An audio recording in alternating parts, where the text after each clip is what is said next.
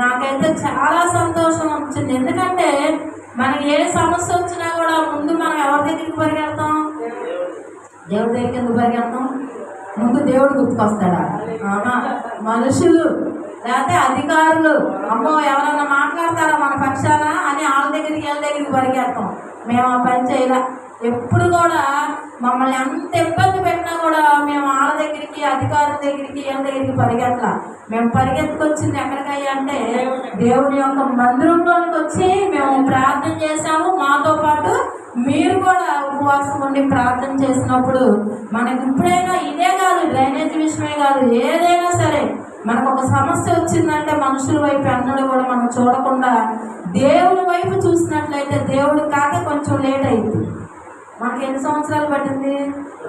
2 సంవత్సరాలు పట్టింది. అయినా దేవుడు ఏం చేశాడంటే దాన్ని కార్యం చేశాడు. మళ్ళీ నేను ఒకటే ప్రార్థన చేస్తున్నాను, అక్కడ డ్రైనేజీలు కట్టి దాని మీద ఏదైనా తూములు వేసుకుంటే మనకు నీట్గా అక్కడ జరగాలని నా ఆశ. ఎందుకంటే మన బళ్ళు అన్నీ పార్కింగ్ మన గోడంపడే పెట్టుకోవచ్చు, ఎక్కడికి వెళ్ళకూడదు.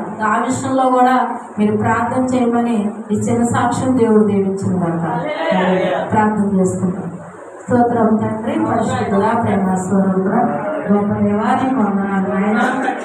నువ్వు చేసిన మేలు ఆశ్చర్యమైన కార్యాలను బట్టి అయినా మేము స్తుతించుకుంటాం. మేమైతే